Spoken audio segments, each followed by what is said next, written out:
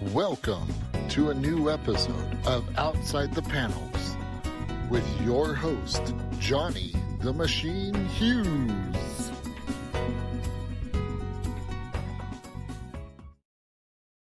Welcome everyone to an episode of Outside the Panels. After 2 weeks, we are back, baby. Yes, the real life may have got in the way, but we are back with another fantastic Kickstarter to talk about. Writer creator of two previously massively successful Kickstarters, back for round 3. It is the ultra talented Dennis Robinson. Dennis, how's it going, sir?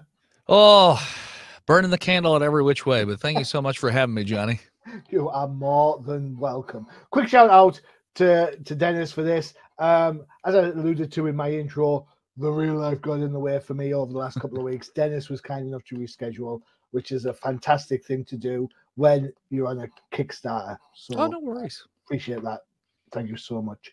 Even if we couldn't have gotten it on during the Kickstarter, I still would have been happy to do it even Oh, after. look at you. Look at you. I just like doing podcasts because Yeah, I'm a podcaster myself. So Oh, really? Oh, yeah, for 8 years now. Ugh. In that case, I better watch my P's and Q's. I will expect a critique at the end of this then, sir. Oh no, you've never listened to my show, so I mean it's you know, I don't get to critique anybody. Excellent. Cool. So I'm off the hook. Yeah, exactly. You're but good. But your book isn't. So talk to us about this book. As I understand, it's a kind of a werewolf origin book. Is that right? Yeah, so the series is called Lycan Solomon's Odyssey, and the series in general is the story of the world's first werewolf, and it's a little bit of horror, a little mythology, a little adventure, a little history. The first book in the series was the actual origin story, and then each book after that, it's the same character, but it sort of has him like venturing out and doing different things and interacting with different regional monsters and gods and things like that. So this book, the one that's on Kickstarter right now, I best describe that one as H.P. Lovecraft meets Gilgamesh. Okay, cool. So we got some monsters going on. Oh yeah, monsters, gods, all that jazz. Excellent. So it's sort of like a continuation, I guess. Yes. A fruition of where we were to where we're going now. Is this the final chapter, or is there more to come down the line? No. So the plan is 15 books in the series. The fourth book is already written. It is in the final stages of editing. I just have to actually find the time to go through the rest of the edits, because she sent me the edits like the same week that the Kickstarter started. I was like, yeah, I'm not gonna look at these until like April because I just don't have time. Fair point. But the proof is in the pudding. Yeah. What I've seen looks absolutely gorgeous. With that in mind, let us take a look at your Kickstarter video.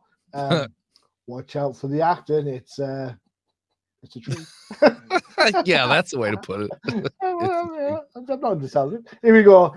Here's the video for the book 3 of Solomon's Odyssey.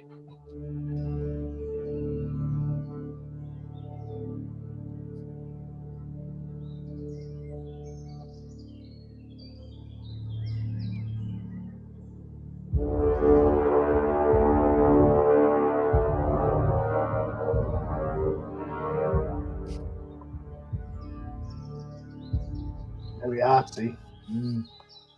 Yeah. Oh, where am I? Oh, it's you again. Well, hello. Must have wandered off again in the middle of the night when I was sleepwalking. I told my good man to tighten those chains, and he must have left the front door unlocked again. Gonna have to chastise him. Weren't you supposed to be watching me? No, not me. Go. Must have dozed off. Yeah. What? Attacked you? Okay. Now you're being a bit ridiculous. Oh, God.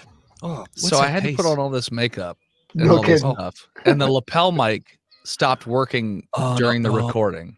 Oh, did it? So I had to go back and dub everything because I was like, there's no way I'm going to be able to put all the makeup back on and then record it again. So I was like, we're just going to do a dub and hope. And it's not great, but whatever. I like that. It's got a charm. It's got a charm for sure. Yeah, it definitely has that like kitschy charm to it of like this feels like I love Godzilla movies, so it kind of feels like Godzilla yes. movies a bit in how the lip sync doesn't quite line up. You know what? I am doing you a massive disservice on this, because when I looked at it on the Kickstarter page, I didn't notice the lip sync thing. It's only when I've blown it up for the screen that I'm kind of noticing it now. So I apologize for that. No, it's fine. Like I said, it was all just because of technical issues that ended up doing it that way. Because I had the lapel mic and it worked for the other video that's in the Kickstarter is like the explaining the cost of things, and it was working just fine for that. So I'm wondering if the battery died between the two videos, because literally we did the one video and then I ran upstairs and like put on all that stuff and like messed myself up and then came back down, because I have a little green screen room that I painted in the room that's behind this camera, and so that's where everything was set up. So like for this, I'm literally laying. It's a standing stool that I'm laying on, and the camera is just kind of like just above me, and then I sit up, and there's a box next to me with this severed hand on it. And so like if you were to see the video without the like zoomed out and without the green screen, it just looks extra goofy, just because of, you know, just trying to piecemeal things together to make it look right. I think it works. As I said, there's a charm. I do have to ask, did you get that from a second-hand shop? No. Oh my God. Yes, that's exactly. So they're actually, the rest of them are laying next to me on the floor, but yeah, it was originally this video was supposed to be shot in real life outside, and I was like, yeah, the logistics of having all that, and then because I'm gonna mess up a line at some point, and then having whatever poor soul has to wander out and back in over and over again. I was like, it's probably just easier to do it in a green screen room. No, I think it works really well. I like it. As I said, there's a charm to it for sure. Yeah. It's unique. It's kind of different. People will stop and notice. And when we talk about stopping and noticing, I mean, check it out. You are currently sitting at $8,559 for a $10,000 goal. And as at the time of recording, you've got 12 days to go. So that's, people are checking out and they're loving the idea. So I've been blown away with the support that we've gotten, because one of the nice things about Kickstarter is you can look back at the old ones and sort of compare. You could see like, okay, you could see how much money you got each day and sort of looked at it. And this one, if I'm remembering correctly, we jumped out to about $5,000 within the first couple of days, which is almost double what the other two were doing on the same sort of timeline. And so it's been nuts, and I've been, like I said, blown away by the support we've gotten so far. And yeah, there's still 12 days left, and there's still a little ways to go. But I don't normally, I'm very stressed out and like, okay, I don't know if we're gonna make it. But this Kickstarter, ever since like day 3, I've been like, I'm actually not super worried. I'm pretty sure we're gonna hit the goal. Cool. So yeah, the last 2 Kickstarters made around 10,000. So that's why I set this one at that level. So let me ask a question then. Sure. Why werewolves? I've always liked werewolves ever since I was a little kid. I don't know about how it was when you were growing up, but for me, when we were in elementary school, they would just stick us in the library that was in the school to like kill time. Basically, they're like, all right, you just go read books for the next couple hours. Just like you get in there, the teacher has things to do. And I would wander, the kids would always wander around just trying to find something to occupy their time. And I saw a book that I forget if it was orange or purple, but it was basically a picture book of Lon Chaney's The Wolfman, like the original black and white Wolfman. And I had never seen a werewolf before. And so I open it up and I start flipping, and it has all the pictures in there of the transformation and everything. And I'd never heard of a werewolf or seen one. And I was fascinated by it. And ever since then, I've always loved sort of like a duality within characters, like the Incredible Hulk or like Dr. Jekyll, Mr. Hyde, like that sort of stuff. So I've always loved werewolves. Yes, Harvey Dent and Two-Face, exactly. So like this almost like 2 personalities stuck in one body kind of a thing. I've always dug that as far as a story goes with characters. And so like I've always been into that. And there's a few different werewolf stories that I've had in my brain like over time. And then in I guess it was like mid 2000s, I started playing the God of War series and discovered a love of mythology. All right, And okay. first, obviously, knows Greek mythology, and then Uh-huh. with the podcast that we do, one of our seasons, it's a D&D podcast. One of the seasons we did was set in New York City in like 1932, and it was like a Cthulhu feel. And what I did for that was I was pulling mythology from all different, backgrounds, Slavic, Japanese, Chinese, like South American, North American, like all these different mythologies. I was doing research on all these different things. And I like that love deepened because there's just so much interesting stuff out there in the world that, mainstream doesn't really know about. I mean, everybody kind of knows about Norse or Egyptian or Greek, but you don't get a whole lot of Slavic stuff or South American or African Mayans. Exactly. So you don't get a ton of that stuff. And so I had the idea probably more than a decade ago. It was probably around 2009. And I started scribbling it down on paper about this first werewolf. And I had read a little bit, there are varying stories of like, oh, what's the first werewolf, that kind of thing. But there's no consensus, and there's no there's no Dracula, basically. Like Dracula. That's a great point. There are no the rules for werewolf other than silver bullets. Yeah, are pretty much and once the moon. That's it. The moon and silver bullets. That's all you've got. Yeah, that's all you got. Dracula's like steeped in this whole kind of you can't do this, you got to do that, and there's that, and there's so on and so on. So you can have a little bit of freedom. Yeah, exactly. So I'd heard of like Saint Christopher and King Lycan from Greek mythology. So I was like, well, I kind of want to go further back than that. So then I can just have my own origin and not have it be tied to anything else. So that's why in the book series, I set it in 8000 BC because it goes back before everyone else. But then it also lets me get to play around in the sandbox of having this character interact with all these different regional mythologies and monsters and gods and stuff like that. And it's set in like an alternate telling of our history. So all the historical facts are like as accurate as I can get them to be, while also fitting them into the narrative of this like werewolf story. It's sort of like, this is all happening in the background, unbeknownst to most people, sort of a thing. Cool. So it's kind of like going back, having a look at history, adding in the werewolf, and that changes the texture of the history. Yes. And the werewolf Solomon's having an impact on these different regions. In fact, being the Kickstarter, if you will, of the legends of Yore from across the world. So, exactly. Dude, that's a big job. Thank you. Well, so for the first two books, since it's so long ago, like 8000 BC, there's not a ton of written history. So there's more of a sandbox to play with. For this book, it starts to get a little bit more complicated because, people do know about Gilgamesh.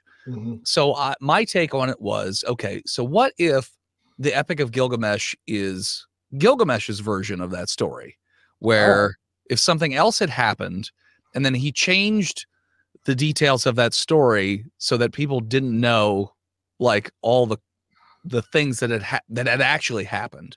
So instead of Enkidu, he changed it to instead of Solomon, he changed it to Enkidu, and because Enkidu is like almost kind of a feral person too. So so that was sort of my idea, where it's not going to be beat for beat the same as the Epic of Gilgamesh, but it shares a few similarities, and it's just like an alternate telling, while also mixing in like cosmic horror and these like gods and all this other stuff. Because the second book opened the world up a little bit in terms of like we added magic and stuff like that and other monsters.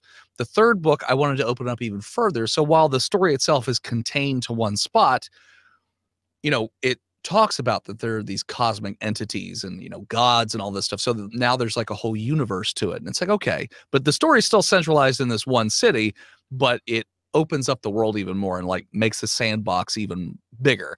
And then as the book series goes on, like the one that I wrote for the fourth book, that one's set in ancient Egypt. Wow. That one I had to do a ton of research for, because now you are in written history. So it's like, okay, well, how do I tell this? So I have this story I want to tell, but I still want it to be roughly historically accurate in terms of like, this was here, this was there, this person was alive during this time, this person, that sort of a thing. I don't want to put him like, we're King Tut, but King Tut wasn't alive during that period or something like that. you say Egypt, and all I can think about is cats. And now you've got a great cats versus dog story. There you go. You know, So there is a cat god, Bastet or Bass, awesome. depending on your version of it, and that one is in there. There's another one too, although the name off the top of my head escapes me, but it's like a lion-headed goddess with like a fiery mane. So that's in there too. So yeah, there's definitely some cat stuff, and then some other really cool anthropomorphic Egyptian god, you know, on flight. Egypt histories cater to that so brilliantly. So, oh yeah. I'm like, oh, you know, Egyptian gods are kind of like lycanthropes a little bit. You know, they're like people, and then they have an animal head. It's like, okay, well, I mean, that's basically how a lycanthrope is for the most part. So I'm like, okay. So a little bit off topic. Sure. With your love of werewolves, that must mean your team Jacob. Is that right? So one time, and only one time, and we sat. So we on the podcast we do like a bad movie night every so often. We did one last time. We watched Catwoman of all things, like the Halle Berry one. And so one night we were like, you know what? Let's watch all of like the entire Twilight series. All of them. We got 2 movies in, and we were like, no, we're not watching any more of this. And the second one, I think, is where like Jacob and all that stuff pops up. And I would just like to disavow any and all things that are in those. I think that's good. Okay. I mean, Jacob, like that form of werewolf isn't my cup of tea anyways, where now in that one, at least it's not just a wolf, like in True Blood, when the werewolves change, it's literally just a wolf. They're like big giant wolves. So at least that's a little different, but it's still not my flavor of werewolf that I like. I like more along the lines of like Hugh Jackman's werewolf in Van Helsing or something like that, almost like a 50-50 sort of split. I always think that werewolves, it's more of a penance than being a vampire. Yes. So vampires tend to like enjoy the fact that, you know, sleep all day, drink blood, seduce women, seduce men, seduce whomever they want. Whereas werewolves, it tends to be it's the curse, isn't it? It's kind of the curse of the werewolf, and how that kind of drives you through that month. There was a movie about 10. What was that? There was a werewolf movie with him from Usual Suspects in it. What's that called? Usual Suspects. It's got a funny name. I can't pronounce it. It'll come back to me. Okay. I was gonna say werewolf movies pop up every now and then, and that was quite good. What was it called? Cast of. I should do my research before I thought of that. That's okay. Who can I say? So there you go. This is live. It is Benicio del Toro did one. Oh, the Wolfman remake. There you go. Okay. Yeah. Oh yeah, I forgot he was in The Usual Suspects. And I thought that was quite an interesting take on the whole thing. I was like, yeah, I'm all right with that. But my first werewolf was the werewolf in the Carry On movies. Are you aware of the Carry On movies over there? No, I don't think so. So there's a Carry On movies are kind of like British bawdy humor. Okay. Bawdy, like BAW, bawdy in the kind of like of the time. And there's one called they all start Carry On something. Okay. So the one Carry On Screaming is the one. No, I've never heard of that one. And so Wolfman gets his finger chopped off, and the scientist builds another werewolf, and it goes. Oh, okay. Hawking stuff. I tell you what, I'll send you some dates over it afterwards, right? You can add it to your bad movie list. Okay, yeah. I'll check it out. Yeah, I'll never say no to a werewolf movie. So when we look at, so when you think about the whole story, 15 books, you started off way back when. We're now getting to Egypt in book 4. Yep. Does that mean by book 15 we're getting to more modern time, or are we sticking around history? No. So sometimes they're different books have different jumps in time. So like the first, like between the first and second book, the second book starts the day the first book ends, and then it takes place over a couple hundred years. Third book, again, there's a little jump, and then it's a little span of time. The fourth book, there's like a couple jumps of like 1,000 years in there.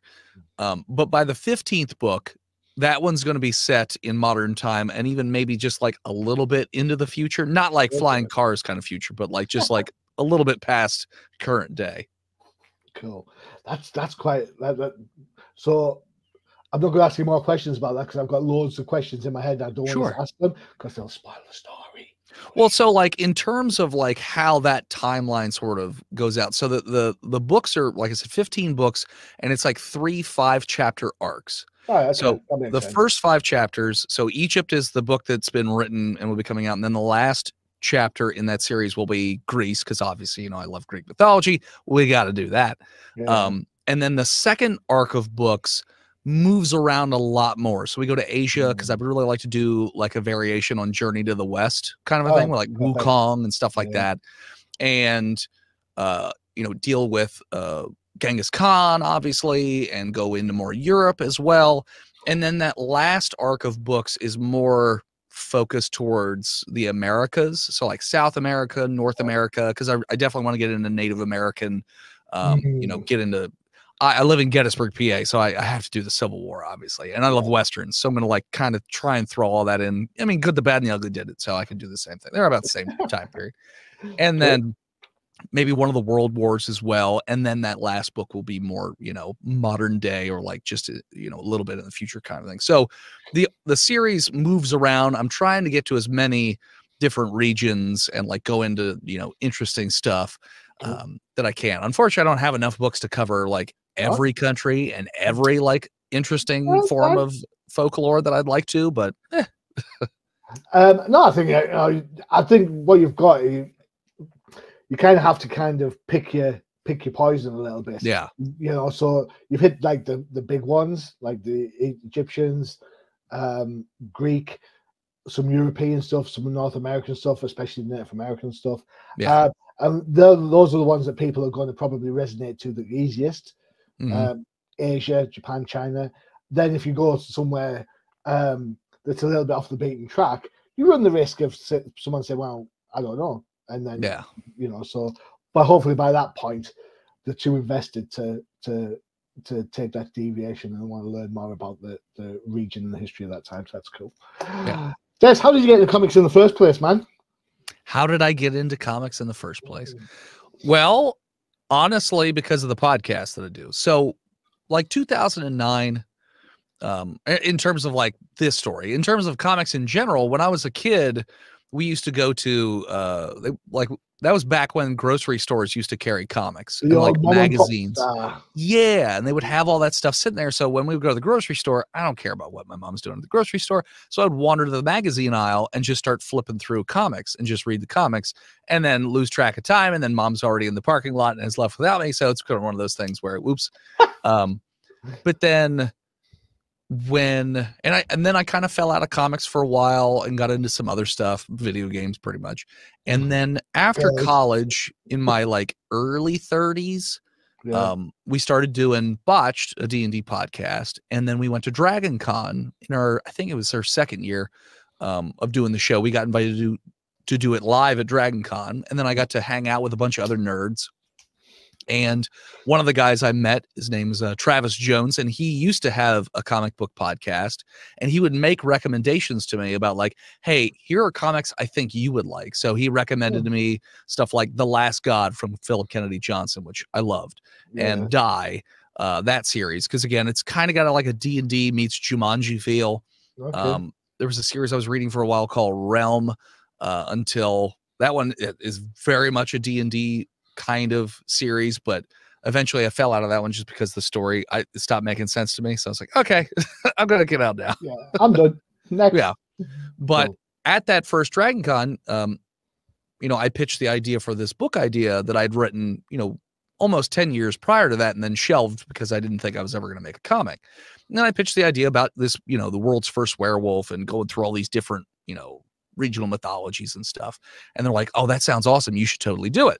Yeah. And then there started that journey of trying to, okay, well, how do I write a comic? Because I've never done that before. Yeah. So I wrote these like weird mutated scripts that were like a mix of an actual book and a comic script. So if you were to read them, like they're just like gibberish basically. But I just wanted to get the story on paper to like get feedback on it. So if you look in my books, in the credit section, there's a few names that have like an executive producer title. And those are just the people that read the first version of the book. Those are my friends that read it and gave me feedback. So I was like, I'll give you this title. Cool. And so I shaped the story that way. And then, gave more depth to characters or took stuff away, things like that. And then, came time to try and put a team together. And my one friend, Shannon, she's friends. I don't know how she knows everybody that she does in comics, but she knows way too many people in comics. And so she was putting feelers out. Like she used to run with Jim Starlin, to put it that way. So I've met Jim a couple of times. He's cool. Yeah. Yeah. So he used to fly her around to do conventions with him. So she knows like just all these random people just because she's super friendly and nice and everyone loves her. So she had put me in touch with this guy, Henri Kumpen, he's a comic book writer too. He does the Yi Sun Shin series. And he put me in touch with his first editor. I don't remember the gentleman's name. So I gave him my Weird Mutant scripts and he read them and he said, there's nothing salvageable about this story at all. Not about the characters, not about the story, nothing. But if you want, for $1,800, you could take my class and I'll teach you how to write something totally different that's way better than this. So I said, thanks, but no thanks. And I was ready to hang it up at that point. Yeah. And so Shannon then went to Henri and told him that. And then Shannon pitched the story to Henri. And Henri then called me from that same party. And he said, hey, send me the files. I want to look at them. So I sent him the files and he got back to me a couple days later. He's like, okay, I see why he said what he said, but you don't know what you're doing. I think if you knew what you were doing, it would be better. So he offered to mentor me. So he took me under his wing. He's like, okay, here's a script format, like a template sort of a thing. He's like, okay, so this is how comics work. Basically, this is what goes in your panel descriptions. This is what goes in the captions. These are how many panels you need per page. This is how many captions you should have per panel, like those types of rules. But also like, this is what's important to put in captions. Don't put anything that's going on screen because you want to show it to people, not tell it to them. That is such a great piece of advice. The amount of indie books I read where it's just like constantly telling me what I'm looking at. I'm like, yes. So he's like, so the caption should be what the audience can't see, like their thoughts, their feelings, like, some sort of background story that, you're not showing them. Because in a perfect world, you wouldn't have any captions and you just have the panels and you should be able to still follow the story well enough just by looking at the pictures to an extent. Yeah, I mean, that's a really hard trick to pull off. It's very hard. Yeah. I've seen it a couple of times. I think same. Jim Aparo did one with John Byrne in the Batman book, and it was, I think it was part one of the main deaths of Batman. Fantastic. Yeah. Star Wars did it with Chewie and R2 as a team up. I've seen it work, and I've seen he wasn't saying do it that way. He's just aim on doing less is more in terms of captions and make what you do put in the captions be important. It's interesting because comics have changed over the years. When I was first buying comic books, you got big boxes saying "Meanwhile in a Dark Night in Gotham City," and now you don't get that anymore. You just get Batman in the rain. It's like, oh yeah, it must be good night and dark. And you just you get it. It's like, oh, okay, I get it. I can look at the picture and figure out what's going on to an extent. I think some of that is actually the fact that there's not a lot of kids buying comic books, and I think it's a mature audience now that gets to look at it and take that all in. Right, before we get into the book even more and we take a look at the art, because we know the werewolf behind us is scaring me out.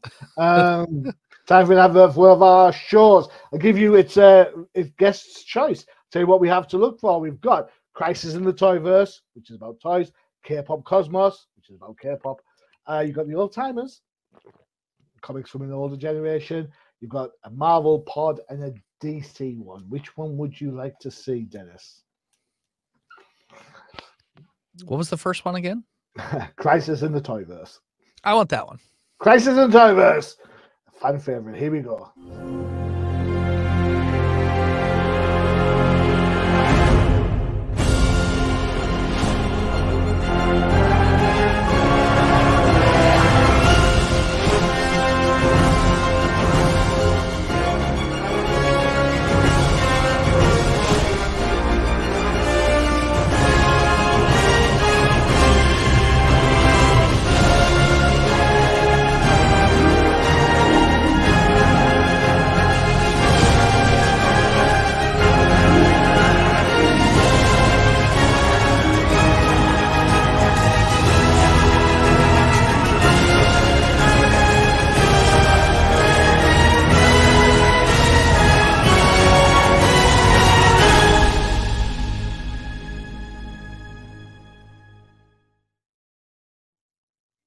There you have Crisis in the Toyverse for all you toy fans out there. Yes, he takes them out of the box. Yes, he plays with them. Don't yell at me. He does it. That's how it works. I'm sorry about that. Yeah, so send your hate mail that way. I'm only joking, of course. I'm only joking. Comics are a 2-step medium. Well, 3 if you include the colours, 4 if you include the letters, which I do. So let's have a look and see what we have. This is an absolute gorgeous piece of work. So you've got your credits up there. You've got Sal Donaro's artist, Ezekiel, Dominguez as your colorist, and Joel Saavedra. Ah, there you go. I'm British. I destroy everything. Right. You know, it's a thing. Dude, I'm terrible with names, so don't feel bad. I just know these names because I've said them so many times. I'm lucky I got Dennis right. Never mind anything else. So this reminds me of that scene in Star Wars. You know where they're looking over at Mos Eisley. Yeah. Yeah. Never has there been a more wretched hive of greed and villainy or something. Yeah, it's like that. Yeah. So class. Love that a lot. How was it? You were talking before the break about having this kind of mutated book come comic strip.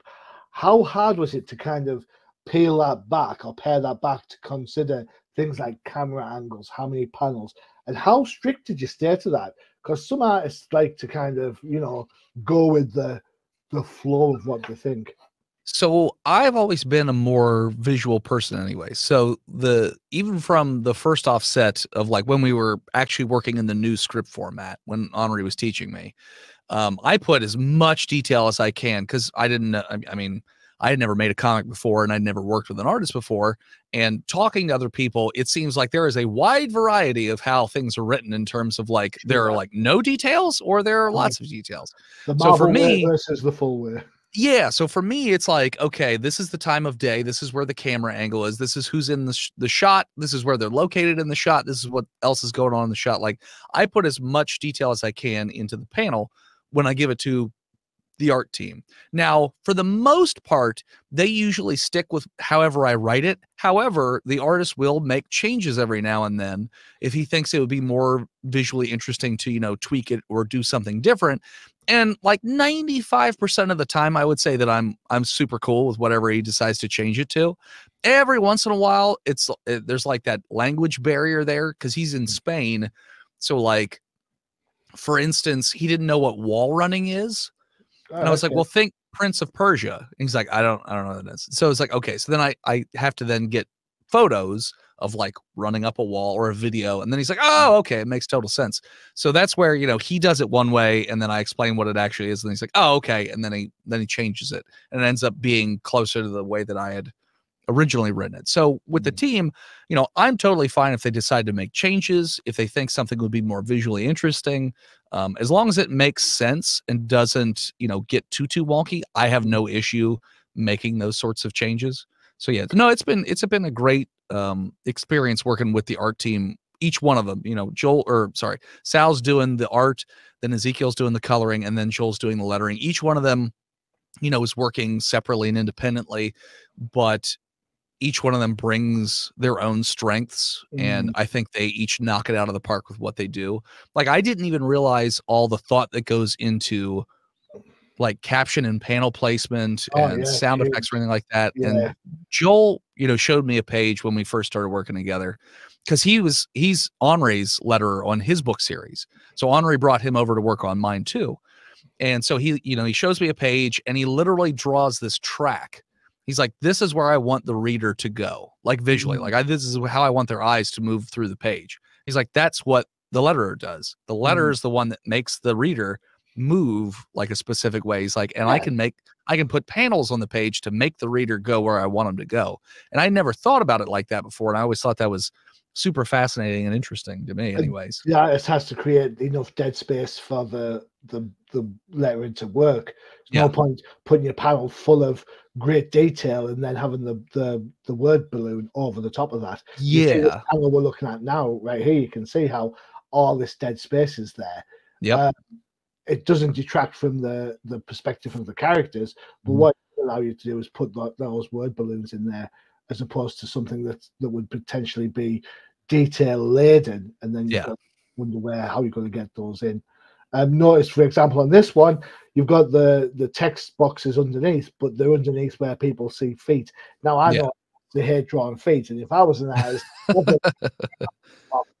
but that's exactly how it works. The key here is you want to see the spoken word first, then move on to through the art to the further description of the thing that you can't see. So yeah, absolutely works perfectly. Spot on.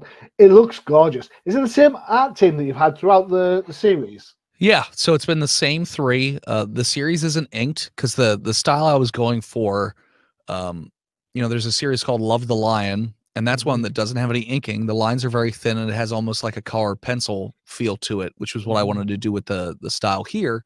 So, it's not even inked. It's just drawn, colored, lettered, and that's it. And I've been lucky to have the same team working on all three books. That's good. That is good. Let's talk pledges. Where are we up to? So $5, you get the PDF of Solomon's Odyssey Chapter 3. Love the fact you've got a PDF. I personally prefer comics in my hand. Sure. But I'm an international reader. I don't mind dropping $5 on a comic book. Sure. I do mind dropping $5 plus 25 to get it sent to me. So yeah, that's the rough thing about doing the Kickstarter is that, even Canada, which is just, it's literally, it's attached to us. If I were to send a book to the American side of the border, it would be like $5. But if it just went 10 feet further and went over the border, they add $30. And I'm like, well, why? But like, why? There's no reason why. So I feel bad about, because it's like, okay, well, if you just bought the physical book, you're going to pay more in shipping than it is for the actual book. Yeah. So, and I think if I'm back, when I'm backing Kickstarters, I'll go for the digital, not because as the postage is one thing, the shipping is one thing. The other thing is that you get the 100% of that as a creator. I'm not paying any extra anywhere else, and you're not having to subsidize that. Some creators will say, yeah, the shipping might be whatever it is, say $30, but for all I know, it could be $35, and you're throwing $5 in, so you're not actually making anything on the book. So, so the way that does happen to some people. The way I do it, which helps me with that, is so I make fake packages like that are roughly the same size, shape, and weight that it'll be when the actual package goes out. And I have a scale, and I use a website called GoShippo, or for international shipping would be Pirate Ship. And I put in the dimensions and everything, and I basically calculate, okay, what would be the furthest place I could send this to see how much it would ship to. So like for America, how much does it cost to ship it to Alaska? Whatever that is, I set that as the shipping cost overall, just so that way, the highest end is covered. And then for international, I look at like Australia or, Afghanistan or something like that.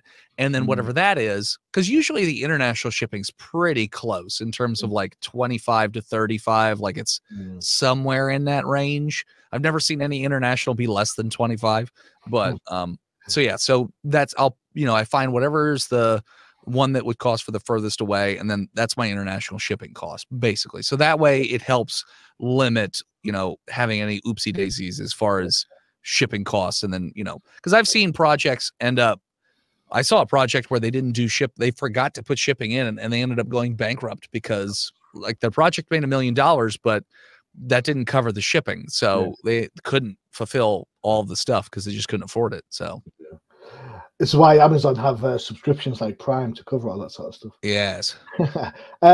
Digital catch up for the first 3 chapters, $15. That's a good price, because these aren't 22-page books. These are like chunky. These are chunky monkeys. The first 2 books are each 72 pages. It's 60 pages of story with 12 pages of extras. The third book 60 pages for $5 is an immense bargain. And then the third book is 96 pages. So 90 pages of story with 6 pages of extras. And, could I maybe charge more for digital? Maybe. But for me, it's just like, as you were saying, there's no printing costs or anything like that. It's just, I feel like $5 is a fair price to charge for them, regardless of how big they are. Make note, Marvel, DC, don't be charging me full cover price for digital comic books when it's same as the print copies. Yeah. Now that definitely doesn't make any sense to me, because it's like, well, I mean, you don't need to do that. It's not printed, so you don't have those costs. I don't understand why you would add that in there. Tell that to Disney and Warner Brothers. I know, right? There you go. $20 gets you the physical. It does ship anywhere in the world. We've talked about the price of that, so that's fine. Cool. For 20, you get a pin for 30, as well as the hard copy. Is that the So you get this glow in the dark enamel pin. You get the book. And so anytime you get the physical book, you also get the PDF version of it too, if you want. But then you also get on the thank you page. So there's one of the extra pages that I mentioned is a thank you page in the book where, if you back at a certain level and up, your name goes on the book. So that way, anytime I print it in the future, your name is always in the book on the thank you page. Cool. $50 gets you all 3 books. And a little bonus mini print. Yeah. Miniaturing only. Oh dear God! A resin mini of our werewolf and an MP3 of the audio commentary for each color. Oh, that's interesting. I like that. I like stuff that kind of adds value to the creative process. I really like that a lot. Yeah, we started doing the audio commentary for the last Kickstarter, and basically my buddy and I sit down and we go page by page talking about, how each page was made, any interesting stories. And then we also do it for the covers too. But like usually those are about 2-3 hours long, just because we literally sit and talk about every single page, every single panel, like all that stuff. It's the whole book on the Kickstarter. Let me just, there we go. Hey, there's you. What do you call your dog? Yoshi. Okay. I know that's Mario. Yeah. I'm not a gamer. I own 4 games. 3 of them have the word Batman and Arkham in the title. Hey, those are good games. So that is very okay for those to be the only games you have. The other ones are Madden 16 because I love American football. Okay. And I refuse to buy the subsequent versions. You don't need to. Because it's all the same game. Exactly. Football's football, right? Yeah. Plus, I'm a Dolphins fan. Do I really want to be a Dolphins fan? Fair. You could just make, you could just create your own team and then just make whatever players they add or take away anyway. I'm in the franchise. I've got no original Dolphin players on my there you go. anymore. They're all PlayStation generated. That's cool. I can't say that at all. Excellent. Rewards. So we had a look at these earlier. See if there's any pictures of the actors. Oh, there's I like some of these T-shirts. These are cool. But so those are actually hockey jerseys. Oh. So each Kickstarter we do a themed hockey jersey that's specific to that particular book, and the jerseys are only in the Kickstarter. So I don't sell most things. I sell outside of the Kickstarter. Most things, not everything, but the jersey is one of those that you can only get in the Kickstarter. And then if you look just next to it, there's like that picture of a guy in a campfire. Yeah. One of the rewards is you can die in the next book. So like we'll take your images, and then my artist will draw you dying a horrible death in the next book, and then you get a print of your death page that I'll sign. Thanks. Man, you've thought of everything. Absolutely everything. It's like it's a really comprehensive pack you've got. Thank you. Things of all sorts of stuff on there for fans. Where are we? Banners. Let's have some noise. If you want to check out the Kickstarter, there it is. If you go to www.likenbook.com, it'll take you straight automatically by the power of the werewolf. Straight to the Kickstarter, and you can go from there. If you are using Kickstarter, feel free. You know how it works. Kickstarter, type the name of the book in, Solomon's Odyssey, you'll find it. It's that simple. You also have other website. Let me bring this one up. Where is it? Hivehead Studios. what is Hivehead Studios? This is you guys, right? So yeah, so I basically, for business purposes, they're like, hey, if you're doing an LLC, you have to have like a business name. And eventually one day I would like to have other books that are not in the same universe as Lycan. So it's like, well, okay, so then I need like an overarching sort of, business name, like an umbrella. And in long ago, I used to go to art school, and I made a flip book of this fat little head with a beehive on his head. It's like a beehive haircut. And a bee flies out, buzzes around. He eats the bee. His head explodes into a million bees, and then it spells out Hivehead Studios. And my teacher at the time said, that's cute, but like, keep Hivehead Studios because that is a good, title. Yeah. And so I didn't think about it for about a decade or more, maybe even. And I needed a business name, and I was like, oh, Hivehead Studios. And then Joel made me that logo, and I was like, all right, I dig it. Excellent. From there, you've got all your socials, contact details, project. You don't see it on this one because I clicked off, but there is a mailing list you subscribe to. Yes. As well. So I do an email newsletter about weekly, depends on if I'm doing shows or not, or how busy I am, how often I put out that newsletter, but usually weekly. You're going to have to pause the video for this one. Loads of different ways to find Dennis and the Lycans and Solomon stuff. So there you go. You've got headhivestudios.com. We've looked at. There is a Patreon. You've got Insta as well on there. Cool. Yeah. So plenty. You're covering the socials there very well. Trying. Trying. Right. Give us your last elevator pitch. Give us your 60-second pitch of why people should be throwing in their hard-earned for Solomon's Odyssey. So if you love horror or werewolves or comics, you should definitely check out Lycan Solomon's Odyssey Chapter 3. It's got a little bit of everything, I would say, for most readers. The story is really good. The art, as we talked about, is absolutely beautiful throughout the book. So I definitely feel like you will get your bang for your buck in terms of, even if you just get the book itself, even if it's a digital PDF, it's worth it just because the story's really good. The art is amazing. But then also I tried to make each tier worthwhile as well. So if you do decide you want to go crazy and spend a lot of money, you get a ton of stuff for it. Cool. Even little crochet werewolves and things like that. There's like all kinds of different stuff in the Kickstarter. Exactly. So yeah, I got a little bit of everything in there. And the story is, obviously the main focal point is the comic. And I'm really proud of that book. But there's also some other cool stuff in there too, if you'd like to check that out.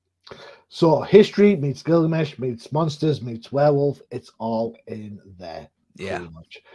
Dennis, it's been an absolute blast having you on the show, man. Thank you so much. Yeah, thank you so much. No, cool. There you go. You've had all the information about a fantastic Kickstarter. Put them for another show that time, I'm afraid. Don't forget to check out the UCPN for all your favorite shows. You saw the trailer for it earlier. It was a crisis in the Toyverse. And if you like your comics of a certain age, don't forget to check out the Old Timers Comic Book Show, where the hosts aren't old, but the comics most certainly are. What more can I say? Proof is in the pudding. Dennis, thank you so much for taking time out of your busy schedule. 12 days to go at the time of recording. You must be really, really busy pushing. So thank you so much. So thank you so much. Thank you. Good luck. The book looks great. Thank you. Cool. I've been your host, Johnny Machine Hughes. And as always, adios.